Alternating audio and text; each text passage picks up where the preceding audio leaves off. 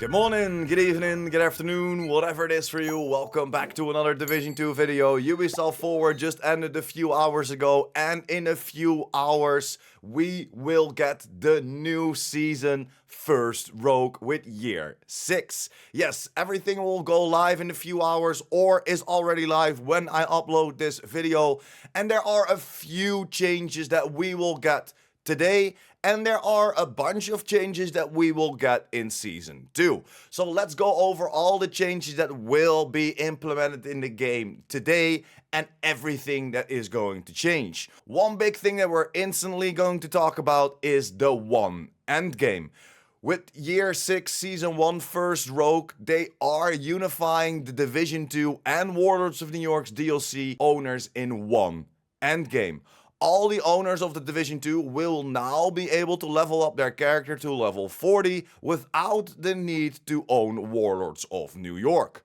Players will be able to keep leveling their characters beyond level 30 in the streets of Washington and can reach the level 40 cap without any additional purchases. And this is a huge W for everybody in the community.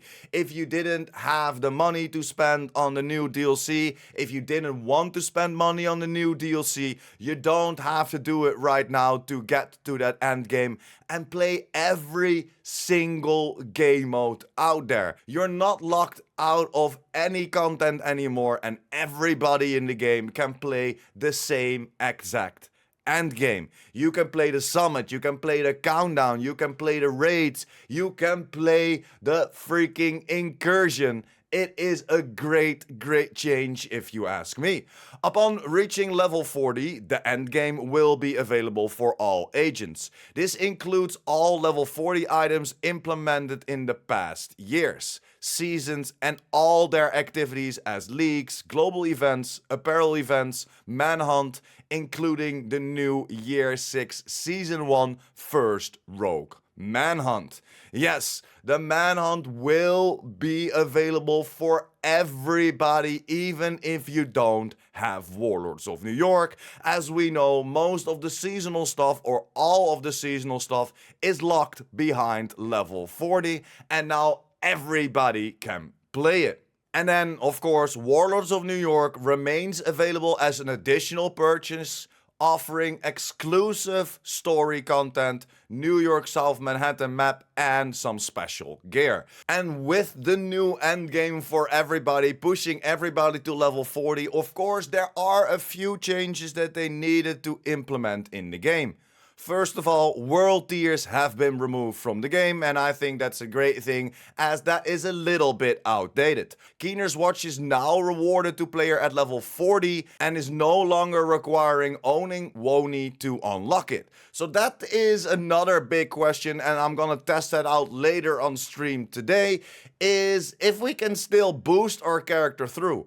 Is this the end of our watch mules? Let me know in the comments down below what you think about this. Will this be the end of our watch mules? Will this be the end of our easy material farm, so to say? The raids are available at level 40. Seasonal features such as global events, leagues, manhunts are now available to all players at level 40. All the legacy manhunts will also be playable. Specializations are now unlocked at level 30.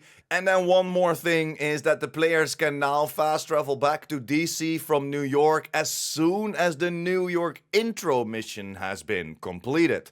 So that's kind of great that you can just switch between New York and then, of course, DC. So if you are a little bit sick of only playing in New York, you can just jump out of New York, play a little bit in DC, and then jump back to, of course, Warlords of New York. There are a few more changes, so I will leave the link in the descriptions down below.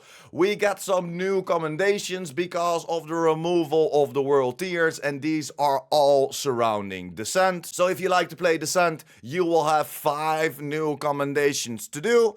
Pretty nice if you ask me. We will of course have some new gear, weapon and talents in the game. Most of the things that we tested out in the PTS, and it seems to be all the same, except for the gear set that is coming for that rifle. They upped it a little bit in damage, but in my humble opinion, that's not the problem with the gear set. So let's start with the new exotic weapon that is coming, and that is the Overlord exotic shotgun. And the talent will slow down the enemy with -4% movement speed for each pellet hits for 5 seconds. And shooting again will reapply the stacks. I don't see this happening in PvE. I don't even see this happening in PvP. I don't think that this gun will replace, for example, the Scorpio. Yes, with the new Overlord shotgun, you can shoot somebody and his movement speed will be lower, so everybody and their mom will of course think this is the way to go in PvP. But if you use the Scorpio, they stop moving. If they, of course, don't have their hazard protection on or something like that. So I feel like this is a very, very situational gun, and every time that you want to aim at somebody, if somebody's running away from you, you need to stand still. And if you then hit somebody with those pellets, he slows down a little bit, but he is still running in front of you. Because you stand still and shoot him, that -4% movement speed will not help you out in catching him. We already tested it out on the PTS. It is just, I don't know what to say about this gun. I'm gonna be very honest, this is for me an exotic component. But of course, that is my opinion. Let me know in the comments down below if I'm seeing this wrong. Hopefully I see this wrong and we can make some awesome builds with this gun, as it has a pretty dope look to it. Very special in my opinion. Then we have the next exotic, and that is the exotic gear, the Acosta's knee pads. This will give vaulting, climbing or dropping from the top of an objective 10% movement speed for 3 seconds. After not moving for 5 seconds, receive a 20% movement speed for 5 seconds. So this is all about movement speed, but it also gives you movement speed when affected by status effect. You will get a 10% movement speed, and that is granted for 5 seconds as well.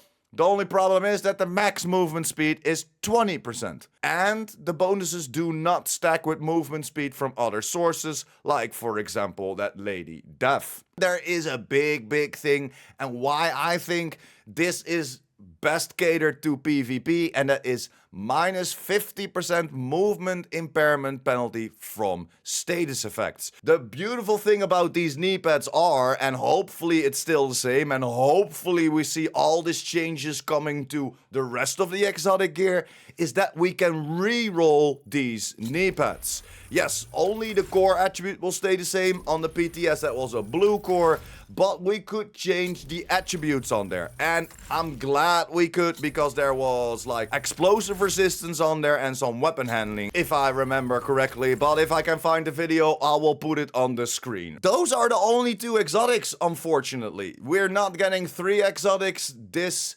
season, and the other one is just a pimped up Diamondback.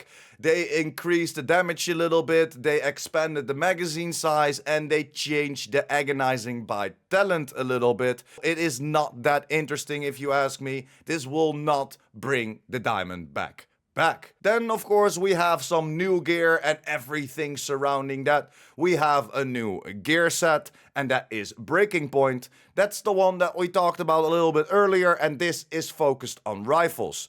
2-piece equipped give 20% rifle damage and 20% MMR damage.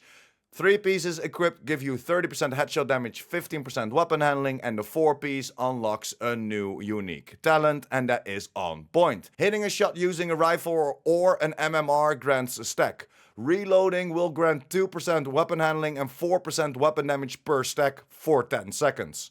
No stacks are acquired while the bonuses are active. The timer running out will refill your magazine. So there are a few things that I want to talk about this, as we already tested it out on the PTS. It is a little bit stronger now, but like I said at the start, that's not the problem that I have with this gear set.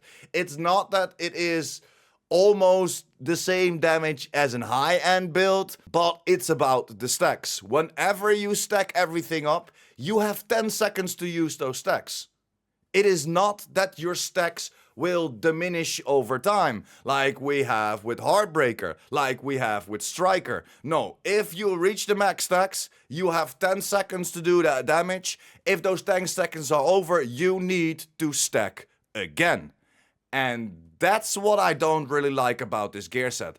I would love to see it in a different way, like Strikers, or like Heartbreaker, that we will have diminishing stacks over time, and then you can keep stacking it up or trying to keep it on the high stacks by shooting some other people, by switching over to a different weapon or something like that. But switching over to a different weapon while the bonuses are active will stop the effect and refill your magazine. Switching weapons while the bonuses are not active will remove all stacks and refill your magazine. So we can't even change to a different weapon to get higher stacks or quicker stacks, like for example with Striker and the ACS-12, and again with Heartbreaker and the ACS-12. So there are just taking a little bit too much from us to let this breaking point gear set work, in my humble opinion. Again, hopefully they changed a few things versus the PTS. We're gonna test that out today live on Twitch/IamPurePrime. So hit me up with a follow and check me out in a couple of hours. And that is the gear set that we will get. We of course have a chest talent and a backpack talent that will raise the bonus timer from 10 to 15 seconds and the damage output from 4 to 6. Then we have the new brand set as well, and that is Zviadolka, or however you like to pronounce that. I probably butchered that name hella hard, but hey, it is a new brand set. First piece equips gives you 15% magazine size, 2 pieces equipped will give you 20% rifle damage, and 3 pieces equipped will give you 30% weapon handling. So it's kinda Overlord. Kinda Overlord. Then we have 2 named pieces with that as well. Named chest, the Bober, with the talent Perfect Entrench, what nobody is using. Then we have the named gloves Eagle's Grasp with the perfect attribute 15% weapon handling. And this is gonna sound very, very strange, but I am the most excited for these gloves. Imagine, I never thought I would say this over an exotic, over a gear set, over whatever that was introduced in the season. I am most excited by 15% weapon handling on gloves. And I gotta be honest with you, that kinda says enough about this season's new additions, as in gear and or items. And then of course we have the new named items and the new talents in there. We have 2 named shotguns, the Spaz-12 and the Super 90, and they will both receive the talent Brazen. Receive 3% amplified damage on the next shot with the weapon for each pellet that hits the target, if at least 6 pellets hit. So this will give you some extra amplified damage. It could do something for you, but you need to be in their faces with that shotgun, because at least 6 pellets need to be hit for the normal talent Brazen, and at least 4 pellets need to be hit for the named versions on the Spaz-12 and the Super 90. And again, this is not really a thing that you're gonna go for. Hopefully I'm wrong. Hopefully if we test it out, I didn't saw the potential on the PTS, so let's see what that is all about in the test. But overall, that's pretty much everything that we can talk about or was added to this season. We of course will get an apparel event, nothing really known about that. We all only know that we will get it. That is called Crossroads, and of course Crossroads comes from one of the books from Tom Parrott.